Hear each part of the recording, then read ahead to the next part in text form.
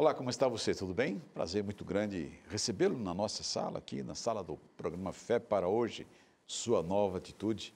É muito bom receber você e obrigado por também nos permitir estar com você na sua sala, no seu ambiente, enfim, onde você está, e compartilharmos juntos deste bate-papo. Você faz parte aqui da nossa conversa, do nosso diálogo. Estou aqui com o pastor Ronaldo de Oliveira. Tudo bem, pastor? Já bebendo a sua aguinha. A caneca Fé para hoje. Caneca Fé para hoje, já uma aguinha para poder manter a garganta mais molhadinha, né? Para poder falar. Perfeito. Mas é um prazer a gente estar junto aqui. Um mês de calor. E nós estamos aqui trazendo muita energia, muita alegria para as pessoas através do Fé para Hoje. E agradecer às pessoas que nos encontram por aí, nos escrevem nas mídias sociais, nos acompanham no Instagram. Olha, tem fotos interessantes ali. Também nos acompanham no Twitter. Está aqui aparecendo o nosso Twitter. No Facebook, ali a gente pode conversar um pouco mais, tem fotos, é um ambiente mais, mais informal. Você que nos acompanha no Facebook, obrigado pelas sugestões, pelas avaliações dos nossos programas. E também você que nos acompanha e está ligado aí no YouTube. Se você ainda não foi lá até o canal do Fé para Hoje, se inscrever, é uma oportunidade. Está aqui o endereço, você pode ir lá se inscrever no nosso canal, dar um like ali, converse com os amigos, passe para os amigos. E lembrando sempre que o programa é colocado no YouTube depois da sua última aparição. Então nós começamos o programa novo, inédito, terça-feira, às 23h30, à noite, portanto, né? E depois às sextas-feiras, às 9 horas, sábados, 10 da manhã, 9 da manhã, na sexta, sábado às 10 da manhã, domingo às 10 da manhã também, e à noite, terminando esta série de reprises, domingo à meia-noite. E aí, então, na segunda, você já tem o programa no canal do YouTube Fé para Hoje. Interessante, pastor, que dentro da revista que nós sempre oferecemos, pode entrar lá no biblia.com.br, você recebe essa revista Princípios, é um presente da Novo Tempo, presente do programa Fé para Hoje. Isso. Mas o que eu quero destacar agora é o que está aqui atrás, que é um novo tempo para você. Esse é o nosso slogan de como trabalho aqui na Novo Tempo. Você dar um novo tempo, uma nova oportunidade para você, exatamente bem dentro da filosofia do programa Fé para Hoje. Ao discutirmos aqui um tema, ao abordarmos um assunto, ao abrir a palavra de Deus, a gente sempre coloca diante de você a oportunidade de você ter um novo tempo, ou seja, uma nova atitude, uma nova possibilidade, uma nova atitude diante daquilo que é apresentado. E a revista, você sabe, é um presente que nós oferecemos gratuitamente para você. Hoje temos aqui dois colegas, dois pastores que vão participar conosco do programa. O pastor Charles Siqueira e o pastor Denis Morgan. Os dois trabalham aqui na região do Vale do Paraíba. O pastor Charles é o meu pastor da minha igreja, a igreja onde eu frequento, aqui a igreja do Esplanada, e o pastor Denis Morgan, da igreja central de São José dos Campos, bem próximo uma da outra, mas dois pastores que cuidam de igreja. Falem, por favor, um pouquinho do seu trabalho, pastor. Primeiro, Charles, fale um pouquinho. Bom, primeiramente, obrigado aí pelo convite, pastor Edson, pastor Ronaldo, pastor Denis, que bom poder estar com vocês aqui. Eu cuido de duas comunidades adventistas, uma, como o pastor Edson já mencionou, fica no bairro do Jardim Esplanada, em São José dos Campos, e a outra fica no bairro do Rio Comprido. Poderia dar o endereço também ali, se alguém mora em São José, na região. Sim. O pastor Charles é um excelente pregador, juntamente com o pastor Denis também. Podem dar os endereços? Com certeza, quem está na região do Jardim Esplanada e quiser nos visitar, nossa comunidade funciona aos sábados pela manhã, às 9h30 da manhã, aos domingos às 19h30, às quartas-feiras às 19h30, e o endereço é a Avenida Barão do Rio Branco, 980. Para quem está na região do Rio Comprido, que faz divisa com Jacareí ali, nós temos uma comunidade adventista que está bem na fronteira mesmo. Ela fica em Jacareí, mas é bem na divisa ali com São José dos Campos, na Avenida São Paulo, número 495. E funciona nos mesmos horários, sábados pela manhã, domingo à noite, quarta-feira à noite. E eu queria aproveitar e mandar um abraço para os nossos irmãos, para as nossas irmãs, para toda a comunidade adventista ali do bairro do Jardim Esplanada e também do bairro do Rio Comprido. Um grande abraço para eles. É isso aí. Pastor Denis. Satisfação estar aqui com vocês, pastores, colegas. Agradeço o convite mais uma vez. Eu quero também mandar um abraço para as minhas igrejas. O Distrito Central de São José é composto por 7 igrejas, mas centralizada delas, de fato, é a igreja central, que está lá na Avenida Tenente Neville Baracho, 238, bem ali no centro mesmo de Pertinho São da José. antiga rodoviária, né? Do Rodoviária terminal velha, ali, né? bem na descida ali da rodoviária velha. E aí eu tenho mais outras 6 igrejas, inclusive uma muito bonita e agradável lá em Monteiro Lobato. Quero mandar um abraço pro pessoal de Monteiro Isso. Lobato e todos os bairros ali da região norte de São José, nosso distrito atende. Abraço para todo mundo daquela bonita região de São José.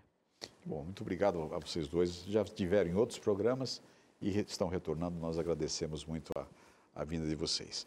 O nosso tema é redenção.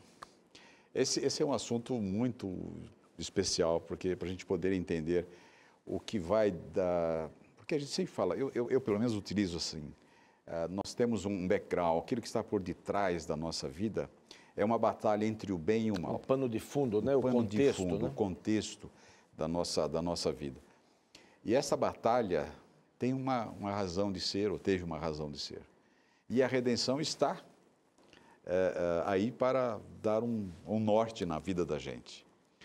Primeira pergunta que eu faço para vocês é, vamos definir para os nossos amigos que estão nos acompanhando, o que é redenção, não olhando para o aspecto cristão, mas o que significa a redenção, a palavra comum que nós podemos usar em qualquer tempo. Bom, redenção é uma das palavras para explicar o que é salvação.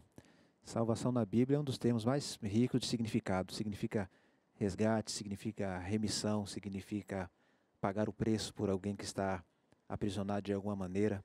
É muito rico de significado a palavra. E no latim, redimere, que significa mesmo pagar o preço. O preço.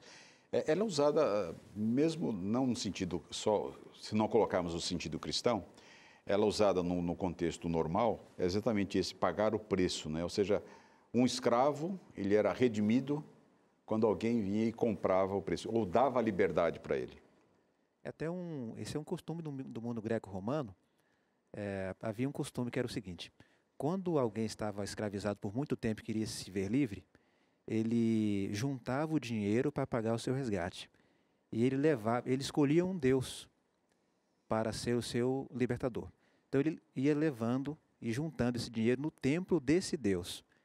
Quando ele tinha a soma adequada, ele pegava o seu senhor, o dono dele, ia até o templo desse deus, e aí o sacerdote retirava o dinheiro, entregava na mão do senhor e dizia: esse homem agora está livre, ele passa a ser do Deus. Okay. E não passa a ser mais de homem algum, e sim desse Deus. É como se esse próprio Deus estivesse resgatando, É isso. ou Então, pela mercê pela misericórdia sim, desse sim. Deus. Os escritores bíblicos possivelmente tiraram essa metáfora e aplicaram então a salvação que Deus em Cristo realizou para nós, né? Pois não. Interessante, né, pastor Edson, que você colocou ali um contexto, né, um pano de fundo. A redenção, ela surge necessariamente dentro de um pano de fundo. Porque eu me lembro, eu atuei um período de tempo na pastoral estudantil, na área de capelania escolar, né, durante 3 anos em Bragança Paulista, e eu falava muito para os adolescentes, para os jovens ali, e eu me recordo que uma vez eu fui falar sobre salvação numa das palestras que a gente chama de capelas, e aí eu falei muito que Jesus era a resposta, que Jesus era a salvação e tal. E um dos alunos me procurou no final dizendo assim: pastor, você falou tanto que Jesus é a resposta, mas eu não entendi a pergunta. E depois aquilo me colocou para pensar. Mas né? isso é muito interessante que você está falando. Porque para você dizer que existe uma redenção, você tem que ser escravo de alguma coisa. Por que eu preciso ser salvo? Por que eu preciso ser salvo? Porque eu sou tão bonzinho, não fiz nada. Exatamente. Então, exige, a ideia de redenção, ela implica num contexto anterior. Ela implica numa escravidão, ela implica num problema, ela implica numa dificuldade.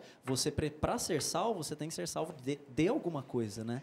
É exatamente isso que eu gostaria que a gente pudesse que os nossos amigos pudessem entender, pudessem ver isto. O que aconteceu? O que aconteceu? O que Por aconteceu? que precisou dessa redenção, não é? Por que Jesus precisou vir a este mundo? O que aconteceu? Né? Salvo por quê? Por que Então, precisa ser salvo? Essa é a grande pergunta questão, também, essa é a grande pergunta. Porque eu preciso me entregar a Jesus, né?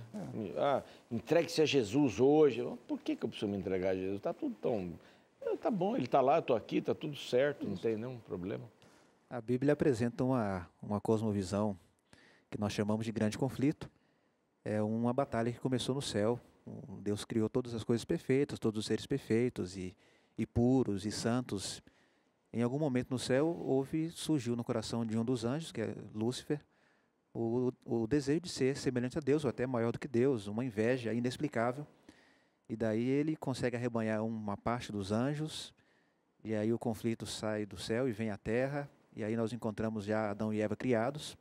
Isso dando aqui Você está dando um e resumo. isso está em geral, Isaías, né? Isaías 14, Ezequiel mostra também menciona essa questão da Apocalipse, queda, né? né? Apocalipse capítulo 12 também. Só um adendozinho, porque como é que lá no céu, um lugar perfeito, surgiu no coração de um anjo isso nós é chamado de mistério da iniquidade. É um mistério, não dá para mistério você do pecado, explicar. né? Você não tem como explicar. Surgiu, ok, e agora a solução. Por favor, continue. Aí ele vem até a terra e nós temos em Gênesis capítulo 1, capítulo 2, capítulo 3, a criação, enfim, a tentação e a queda. Quando ele, na serpente, conversa com Eva, e daí Eva fere o mandamento de Deus e come do fruto que Deus disse, não coma dele, porque no dia que comer, certamente morrerás. A partir desse momento que ela comeu, Adão comeu também, transgrediram a palavra de Deus e, metaforicamente, se tornaram escravos daquele que passou a ser o senhor desse mundo, que é Você acha que valeria a pena explorar um pouquinho essa questão do céu, o que aconteceu lá, porque a Bíblia relata esse fato. O que aconteceu na Terra, porque começa com o livro de Gênesis, trazendo essa bonita história da criação, e como a Bíblia apresenta o melhor e o pior das pessoas, para poder justamente dar a solução, ela apresenta a queda do ser humano, Gênesis 3, né? Menciona um pouco isso, e aí é a história do mal e do bem, do mal tentando destruir o bem, que vai ser extirpado completamente no final, né? Eu quero pontuar uma coisa interessantíssima, porque a gente está falando da criação, Adão e Eva, etc. Bem, primeiro você precisa crer na criação. Se você não crer na criação, você não vai acreditar que precisa de uma redenção.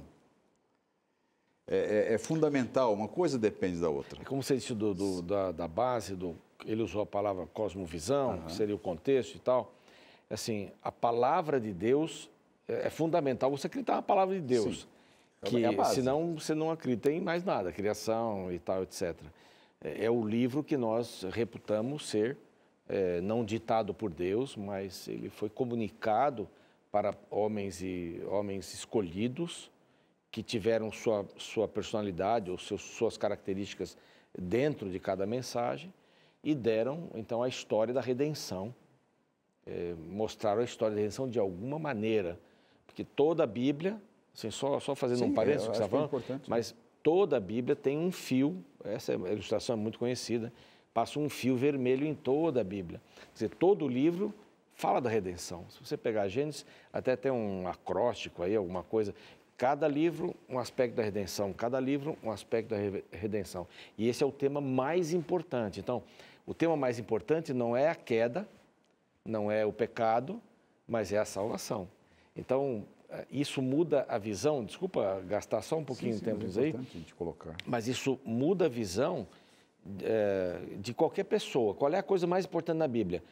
O pecado caiu. Então, eu só vou olhar o pecado. Então, é a visão dos perfeccionistas, nós temos um tema desse aí. Mas a visão só o pecado. O que fazer para curar o pecado? Não, a Bíblia ela tem a solução. O pecado já existe. Então, ela tem a solução, que é a redenção, a salvação, pela misericórdia e graça de Deus. Então, esses temas estão todos aí juntos. Mas é importante crer na palavra de Deus. A palavra de Deus vai trazendo o que aconteceu, né? A doença e o remédio para isso. Sem sombra de dúvidas, sem querer criar polêmica, mas se nós fundamentarmos a nossa visão no conceito, por exemplo, evolucionista, onde o homem nasce aqui, ele vai evoluindo até alcançar estágios superiores, então não há necessidade de resgate, de Salvador, enfim. Então a Bíblia deve, de fato, ser a base. Uma outra cosmovisão é a cosmovisão do evolucionismo cristão. Então Deus foi lá, deu corda no relógio e a coisa, a partir daí então Deus assume. Quer dizer, nós estamos diminuindo, é uma visão reducionista de Deus também. Tenta conciliar, né, a Bíblia com a teoria evolucionista. Então, Agora, um aspecto interessante também, amigos, é que nesse processo de separação, e eu entendo aí a queda, né, como um processo de separação de Deus, isso acontece na eternidade, num ponto longínquo, desconhecido para nós, mas a Bíblia menciona, como já foi relatado aqui, Isaías, Ezequiel, fala que a criatura, um anjo de luz, ele se separou de Deus, ele rompeu a sua relação com Deus. E a partir do momento que ele rompeu essa relação com Deus, então ele entrou num estado que nós chamamos de pecado, mas é um estado de separação, de desconexão com Deus. E a iniciativa, e isso se transfere para o planeta Terra, através do episódio da criação, Adão e Eva, a ruptura, e é interessante que a iniciativa dessa reconexão, ou desse resgate, ou dessa redenção, ou salvação, seja o termo que nós escolhermos aqui, ela parte de Deus. Parte de Deus. Ela começa em Deus. Então, o pastor Denis aqui até mencionou a cultura greco-romana, né, onde o homem trazia os suas benesses, ele acumulava suas posses para levar para o Deus, para tentar pagar algum preço para que esse Deus pudesse se tornar o seu possuidor, o seu novo Senhor. Mas o cristianismo, ele tem assim uma base diferente. Porque no cristianismo, a iniciativa do pagamento do preço não é do homem. A iniciativa do pagamento do preço é do próprio Deus. Então, não é o homem quem paga um preço para apaziguar a ira dos deuses, como na mentalidade pagã. Mas é Deus. Eu poderia até colocar que no paganismo, o homem é o principal ofertante. No cristianismo, Deus é o principal ofertante. E aí, quando você mistura, isso é muito interessante, porque quando você mistura paganismo com o cristianismo, vamos chamar de paganismo aí como e o cristianismo, então surge um novo elemento que diz assim: Senhor, pode deixar que eu vou me salvar, não se preocupe, eu vou fazer minha parte. Que parte que eu vou fazer? Que oferta que eu vou levar? Isso tudo está à mão do Senhor, né? Ele que... No plano da redenção, Jesus é tudo, em absoluto, ele é tanto o redentor quanto o preço pago. Tem um texto que eu separei aqui, que é o de 1 Pedro 1, 18 e 19, bem o que o pastor Charles apresentou agora, não foi mediante coisas corruptíveis como ouro ou como prata que fostes resgatados, mas pelo precioso sangue como de cordeiro, sem defeito e sem mácula, o sangue de Cristo. Ele é o Redentor e ele é o preço, o seu sangue. E só para não ficar um pouquinho longe do que você mencionou, a pergunta que eu sei que vocês sabem a resposta, que todos nós sabemos. Mas assim, por que um anjo quis ser igual a Deus? Por que um anjo quis ser igual a Deus? Não estava tudo tão bem assim? Ele não é uma criatura? Por que ele quis ser igual a Deus? Será que Deus exigia... Alternativa A. Na mira do Fé para hoje. Na mira do Fé para hoje. O que Deus queria como resposta do seu amor das criaturas, né? Essa é outra questão. Será que uma resposta... Porque Deus não eliminou e não permitiu que ele disseminasse entre outros anjos e viesse aqui para a terra, o mal pudesse se multiplicar, a gente ver a dor, ver o sofrimento, morte de uma criança. Por que Deus então permitiu? Deus não é um amor? Por que ele deixou acontecer e ficar nesse estrago que a gente vê hoje? Bem, são algumas questões que a gente vai levantando aqui para a gente responder no segundo bloco, tá bom? Esse é o seu programa Fé para Hoje, hoje tratando sobre o tema de redenção, e você está aí, de boca aberta, não é? É para ficar mesmo, porque é uma situação, é um tema empolgante e vital para a sua vida e para a minha vida, para a nossa vida. Portanto, um minutinho só, voltamos já com o programa Fé para Hoje, sua nova atitude.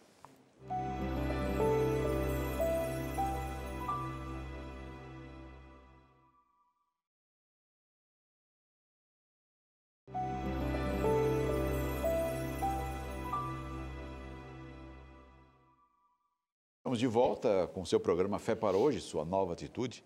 Estamos aqui com alguns colegas, pastor Charles Siqueira, pastor Denis Morgan, pastor Ronaldo, e aqui estamos falando sobre redenção. Eu tinha deixado algumas perguntas no ar, uma delas é como um Deus de amor, né? Deus de amor, Deus é amor, a Bíblia diz que ele é Deus de amor. Ele permite que eu chegue ao ponto de dizer, eu não quero mais ser seu seguidor. Eu não quero seguir suas orientações. Eu não quero fazer a sua vontade. Isso reflete realmente um Deus de amor? Sem sombra de dúvida, um dos reflexos do amor de Deus é a liberdade, é o livre-arbítrio. Deus só poderia, vamos colocar assim, né, numa linguagem humana, ele só poderia criar seres morais, livres, como ele próprio é. Criou Adão e Eva à sua imagem e semelhança, com a possibilidade de escolher entre o que é certo e o que é errado, escolher entre o bem e o que é mal. E Deus sempre os orientou a escolherem o bem realmente, mas deixou-os livres para poder fazer uma escolha diferente da que ele orientava. Porque ele é um ser moral, criou seres moralmente livres para fazer escolhas. Isto vale até hoje? Ainda hoje, ainda hoje. A grande questão é que há um problema no mundo chamado pecado, que modificou bastante a forma do ser humano pecar. Agora, nascidos no pecado, nossos pensamentos, via de regras e nossas escolhas são tendenciosos para o mal.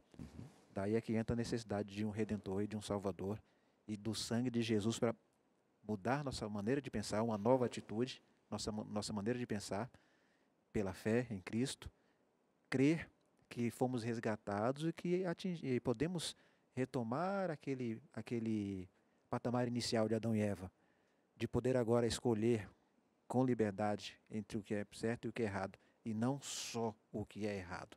A redenção nos garante isso. Graças a Deus por isso. Então, liberdade sempre, né? Ou seja, o ato de Deus enviar o Jesus vir a esta terra e morrer pelos nossos pecados, agora nos dá a possibilidade também de escolher fazer o bem. Porque nós tínhamos só a tendência de fazer aquilo que é... Quer dizer, até essa é a natureza. Paulo diz isso, né? Sim. O bem que eu quero fazer não consigo, né?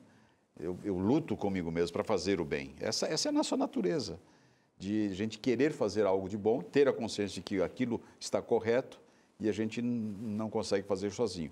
Precisamos ter essa ligação. Não era assim no céu, né? Os anjos todos tinham a propensão do bem, não é que tinham a propensão do mal, é que eles podiam escolher não fazer o bem.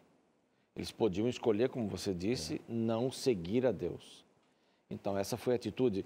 Eu acho isso muito importante, porque parece que é a base de toda essa história. Um anjo, que era um anjo importante, disse assim, não, eu quero ser igual ao Senhor, mas eu sou uma criatura. Não, mas você é uma criatura? Não, mas eu quero ser igual ao Senhor. Eu quero ter as mesmas prerrogativas. Ele tinha algum tipo de poder? Claro, tinha. Deus havia dado para ele. Não era inerente, ele não tinha aquilo naturalmente. Então, parte daí. Um anjo, um ser criado por Deus, escolhe não segui-lo.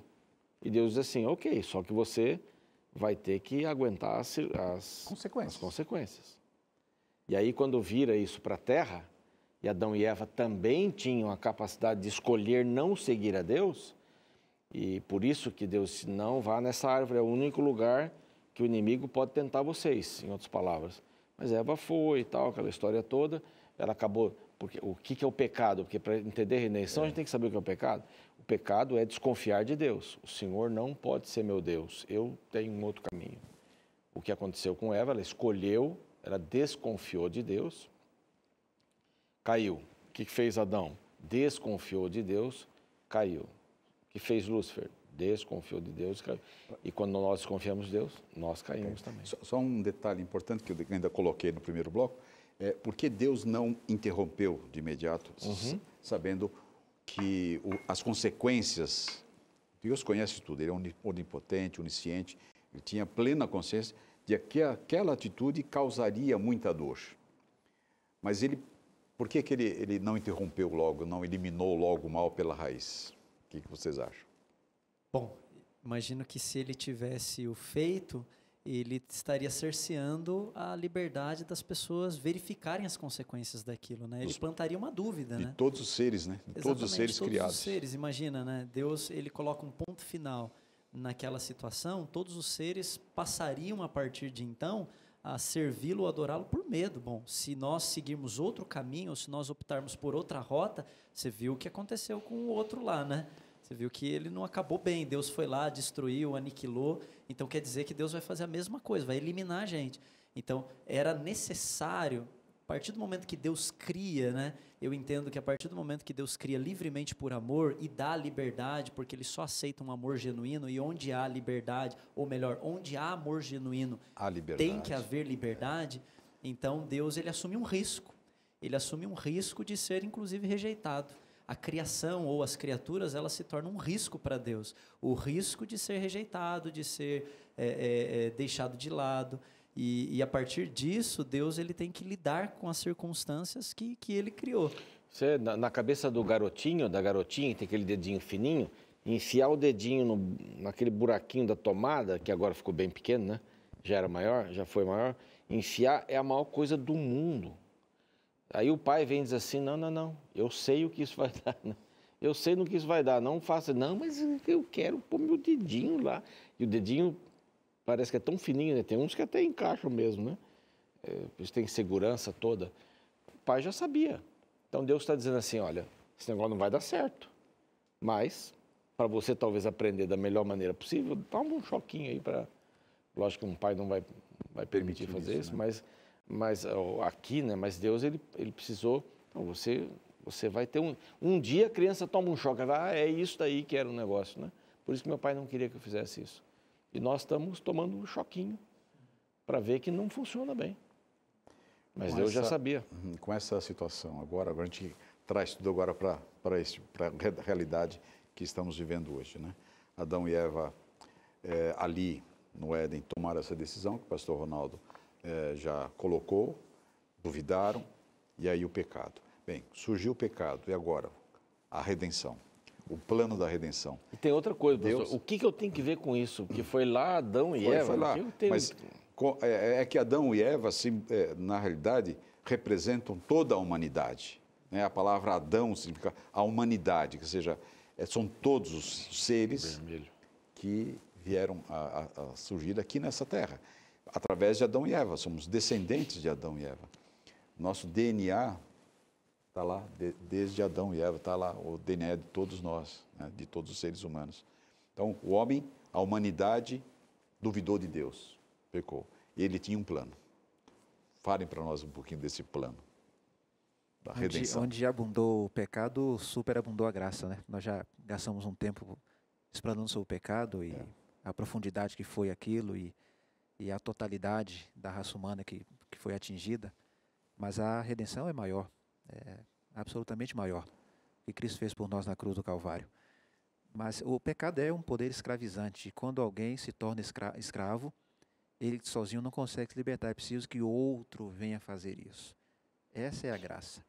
Eu gosto muito do termo bíblico, o Goel, o libertador, o parente mais próximo.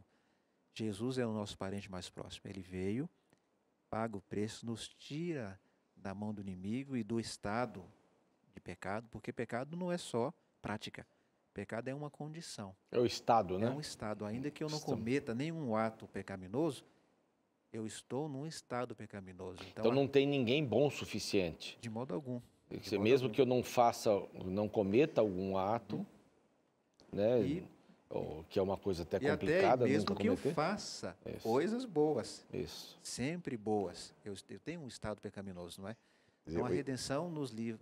A redenção é aquela ação de Deus que nos livra das circunstâncias, más, das pessoas más e também do estado do mal em nós. Então, assim, ele alcança o ser humano por inteiro. E quando vai ter um tempo que nós não teremos mais esta influência do pecado na nossa vida, na nossa natureza? A tradição cristã, ela tem sistematizado, né, esses conceitos através de 3 tópicos, que é justificação, santificação e glorificação. Que, trocando em miúdos seria, justificação é o que Deus fez por nós, pagando o preço da nossa salvação. Redenção. Isso, redenção, exatamente, é o ponto inicial, o ponto de partida. Acho que a redenção seria o conjunto disso, né? Sim. Isso seria o conjunto. Exatamente. E a gente separa a justificação, santificação e glorificação de uma maneira didática, né? Na realidade, exatamente. Todos estão... É o que a tradição cristã tem separado apenas para que a gente possa didaticamente entender, enxergar esse quadro total da redenção que seria a restauração, né? Então, o ponto de partida seria a justificação. O que Cristo fez por nós. A oferta que ele entregou, que foi a sua própria vida, para nos garantir a vida eterna. A santificação é o que Cristo passa a fazer agora dentro de nós e também através de nós na vida de outras pessoas. É Cristo habitando em mim e agora eu passo a viver em novidade de vida. E o último E estágio sim, só um parênteses, as ações que eu tenho são ações de dele. Cristo em mim. Em O mim. apóstolo Paulo, né, ecoando aqui as palavras do apóstolo Paulo, ele já passa a dizer, agora não sou eu, mas quem vive, mas Vive Cristo Cristo. vive em mim. Então esse é um processo, né, de restauração que Cristo está fazendo em mim, através de mim, na vida dos outros. E por fim, vem o estágio da glorificação, que é quando o apóstolo Paulo também fala, né, quando Jesus voltar, esse corpo mortal se revestirá de mortalidade, esse corpo sujo, corrupto, se revestirá de incorruptibilidade, de perfeição, e então nós teremos a extirpação, né, a neutralização da presença do pecado. Então essa inclinação para o mal, ela terá o seu ponto final por ocasião da glorificação, né? Ótimo, acho que... A palavra redenção aparece nesse contexto de fim. Jesus está dando sinais. Nos últimos dias os homens estariam atribulados, angustiados, correndo de um lado para outro, em Lucas 21, 27 e 28. E quando vides essas coisas ocorrendo, levantai a vossa cabeça, porque a vossa redenção se aproxima. Então, quando a redenção encontrará o seu final? Quando esses sinais se cumprirem, as guerras, as fomes, terremotos, o que a Bíblia prediz em Cristo, Jesus volta e aí nos resgata, porque agora somos resgatados do estado do pecado, mas quando ele vier, seremos resgatados inclusive geograficamente, sairemos desse mundo de pecado e estaremos no céu com ele por um período. Aí a redenção... Um período de 1000 anos, né, que Apocalipse fala isso, e voltamos depois a esta terra que será renovada e a eternidade. Quer dizer, nós estamos vivendo a eternidade, né? Só que a nossa vida, ela termina, mas a eternidade está aí, independente de eu morrer ou não, a eternidade está acontecendo. O que vai acontecer é que eu estarei inserido nessa visão eterna ao lado de Cristo.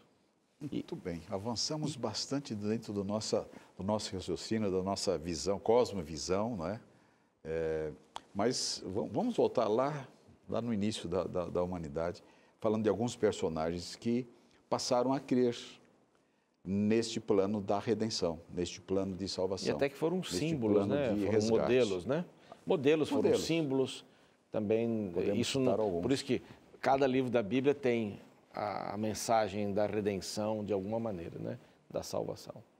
Um que eu gosto bastante é Noé. Noé é um camarada gente fina.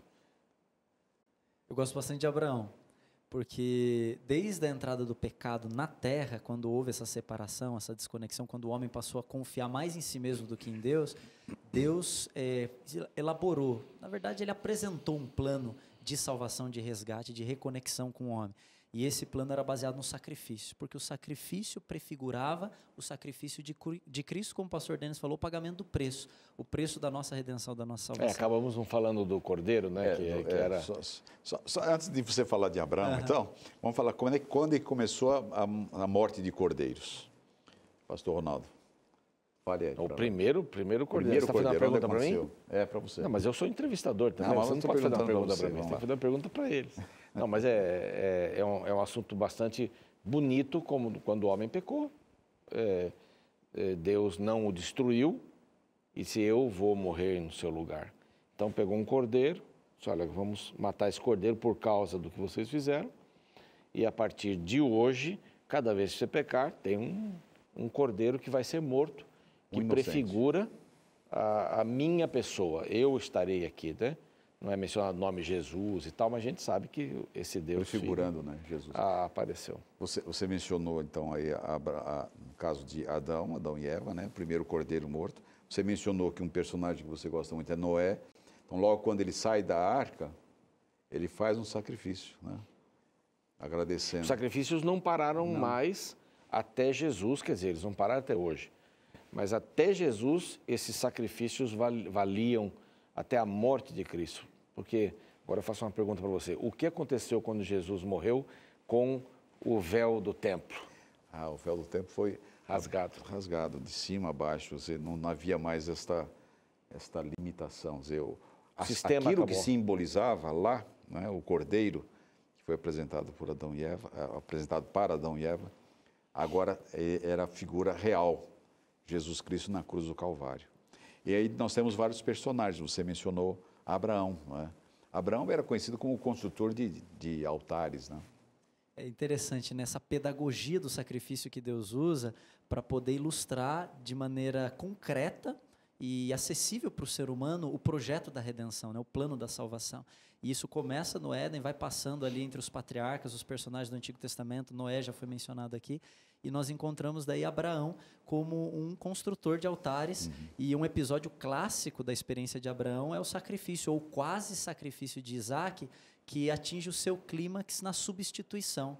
E é interessante que lá no Jardim do Éden você encontra no cordeiro esse mesmo significado, o significado da substituição e da transferência, porque o pecado, se o salário do pecado era a morte, era a condenação, aquilo é transferido para um substituto que paga o preço.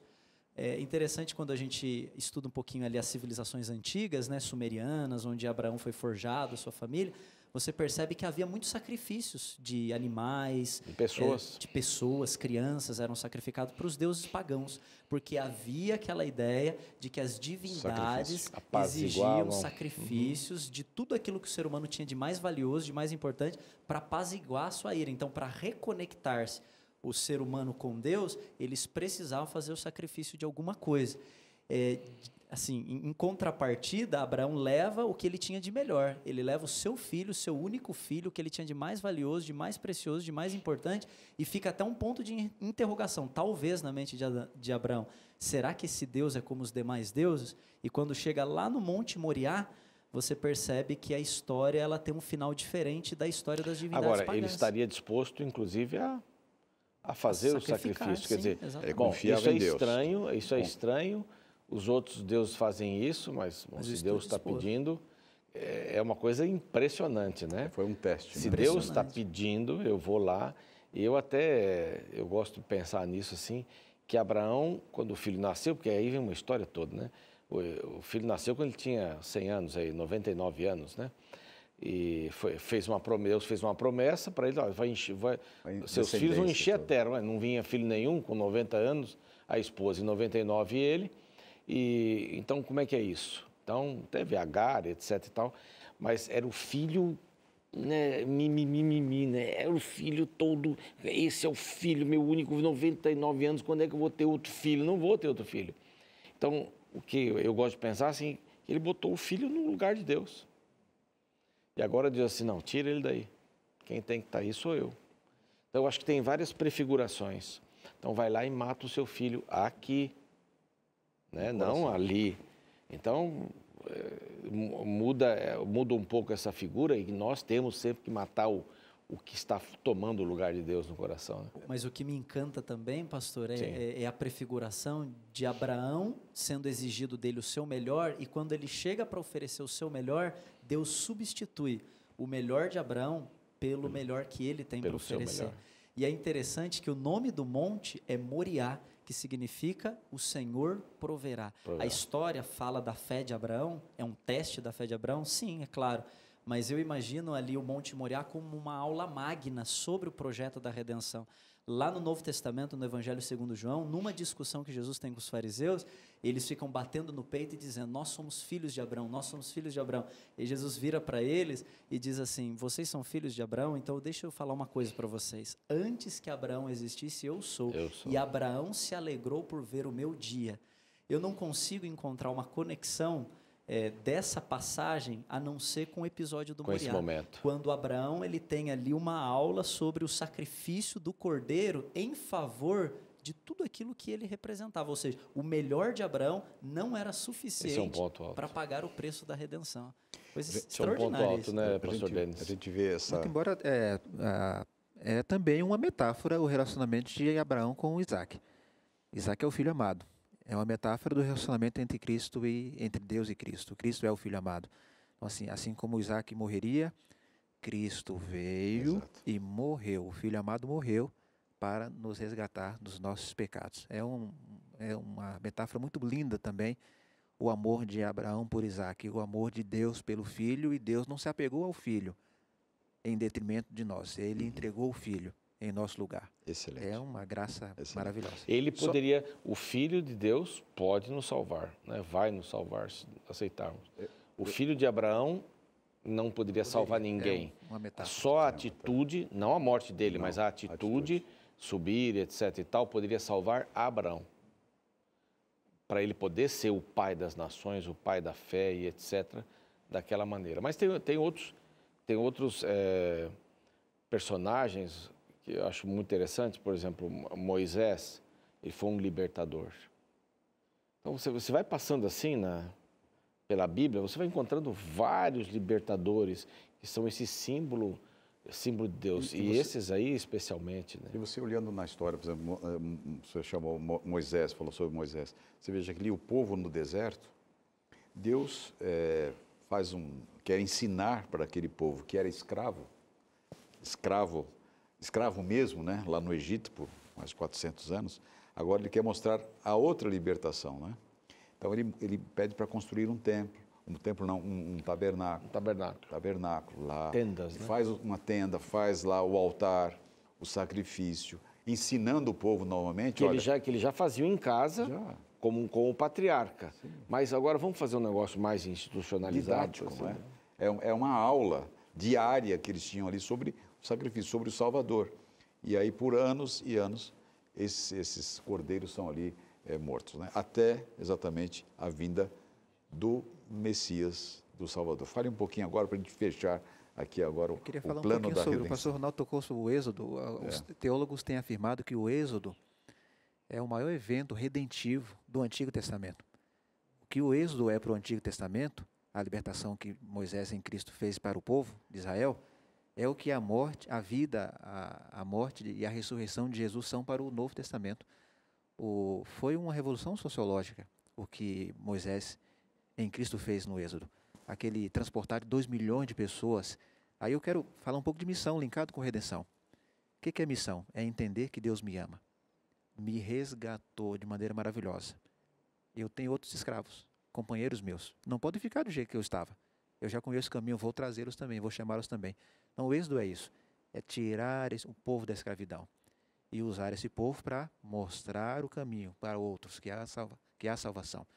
Então, entender a missão está muito ligado em entender o que é a redenção. O que Cristo fez por mim é o que Ele espera que eu comunique aos outros. Perfeito. Eu preciso fazer isso. Como Ele me amou, eu vou amar o outro. É isso aí, isso é bonito. Charles, suas considerações aí para a gente poder fechar o nosso programa. Cristo é a resposta. E aqui ficou bem clara a pergunta para a qual Ele é a resposta.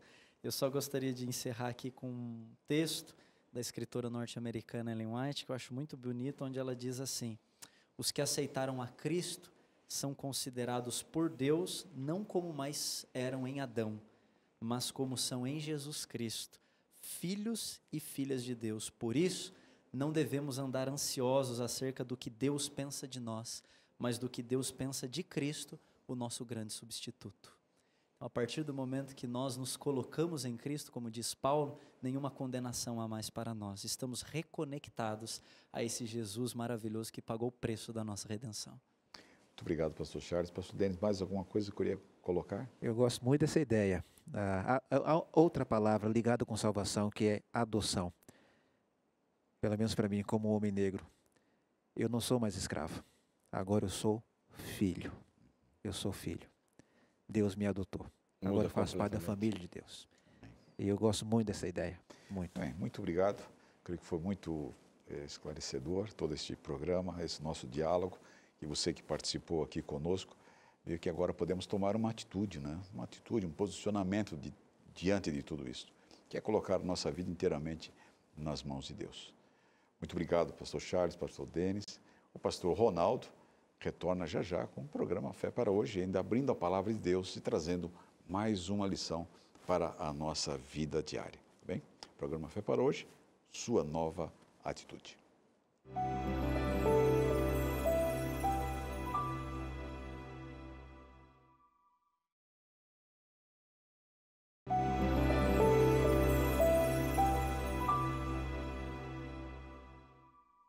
Muito bem, foi rápido, né? Estamos de volta, esse é o seu programa Fé para Hoje, sua nova atitude.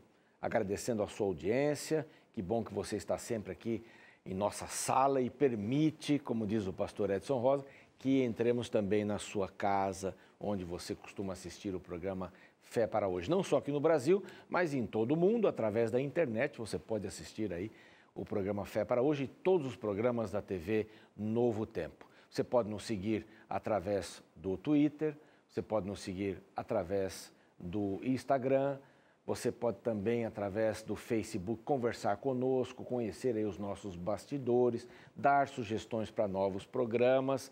O YouTube sempre apresenta na segunda-feira o programa que passou durante aquela semana.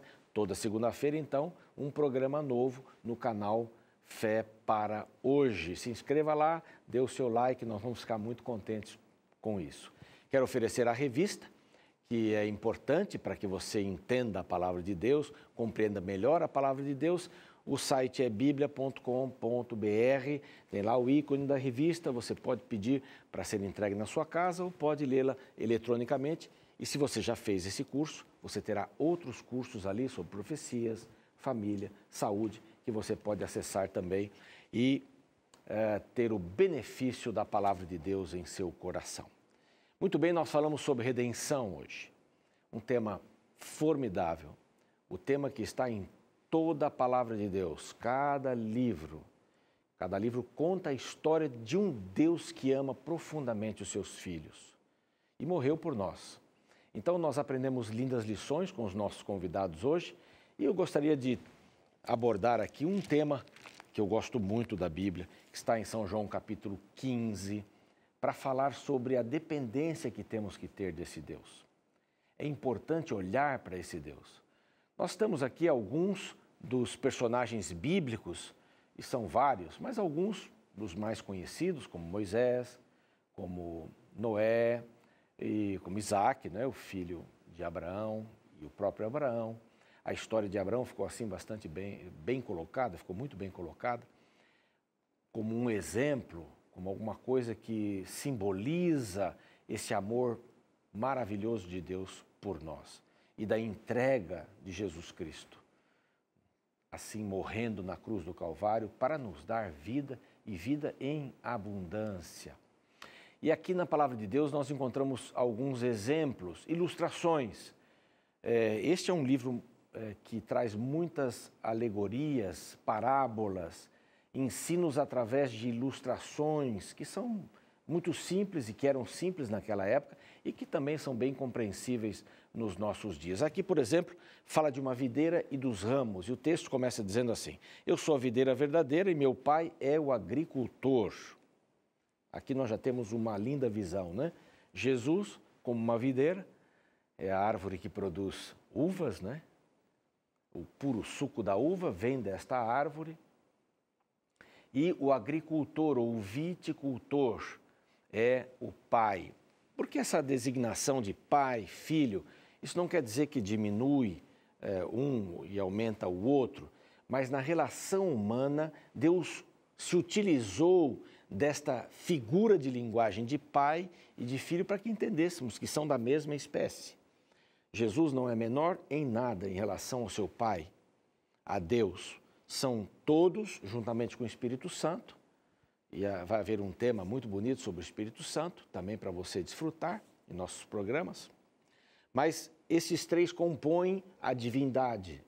São os mesmos na essência, são coeternos, são coiguais.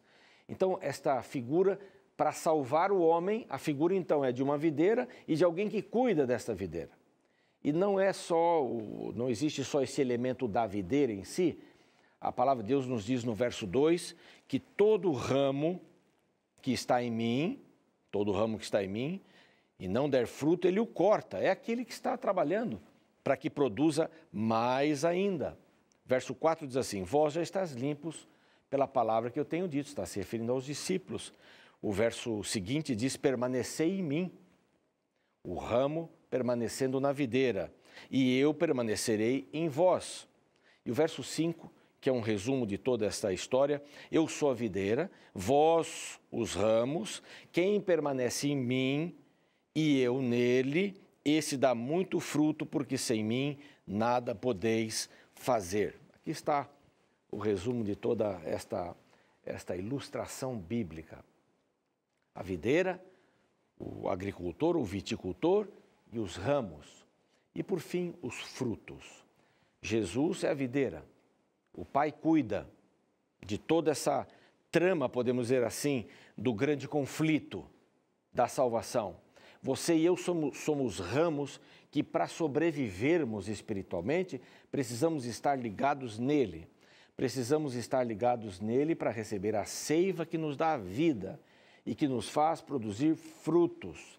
Então, ninguém pode fazer nada no reino de Deus, no mundo espiritual, se não estiver ligado em Jesus.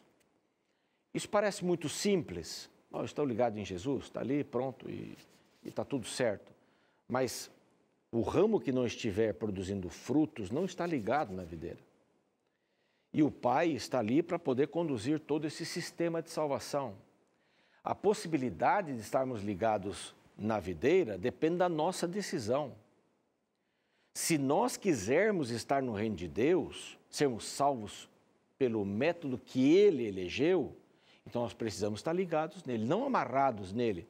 Como a história que eu já contei aqui, do garoto que quis pegar uma pera que era do pai, não ia comê-la, só ia vê-la, grande, bonita, cheirosa, e quando ele a pegou, ela se desprendeu do ramo. E agora, para consertar toda essa história e não apanhar da mamãe, não é? Ele amarrou a pera no ramo, no galho, e esta pera foi perdendo o viço, foi morrendo e apodreceu. E a mãe, inconformada com aquilo, justa a pera mais bonita que era do pai, como é que eu vou fazer agora? E quando ela foi ver, estava amarrada. Então, uma fruta amarrada não funciona. Para ter vida, não. Ela pode simbolizar alguma coisa durante um tempo, significar alguma coisa durante um tempo, mas depois ela vai perder a vida. Estar ligado à videira significa receber a seiva que vem, a vida que vem da videira. Sem mim, nada podeis fazer. Esse texto é importante porque ele diz que você não tem salvação fora de Cristo. Que mesmo que você seja uma boa pessoa, mesmo que você seja alguém que tem uma boa conduta, isso não significa que você está ligado à videira. Você pode ter aparência, e a aparência faz com que você murche, vá ficar seco e não prestar para mais nada. É no fim de todas as coisas que esse julgamento será feito. Então, meu convite para você hoje, aqui finalizando o programa Fé para Hoje, é que você esteja buscando ficar ligado. Como é que eu fico ligado à videira? Como é que eu vou lá? Eu estou aqui, cadê a videira? Onde é que eu vou ficar ligado?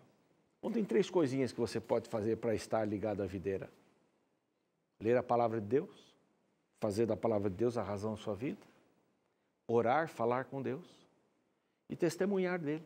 Ter um plano para que outras pessoas também conheçam essa palavra. E eu gostaria de convidar você para aceitar isto. Querer estar na videira. Buscar a palavra de Deus, a oração e o testemunho. Eu quero orar por você nesse momento.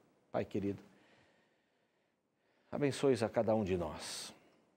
Rogamos-te, Pai, que cada amigo, cada amiga que está nos vendo nesse momento possa sentir o frescor que a seiva vai trazer para a vida. Nós somos ramos e dependemos inteiramente para vivermos no âmbito espiritual.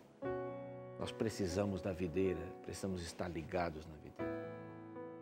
Ajuda-nos a termos esta consciência e buscarmos isto exatamente agora.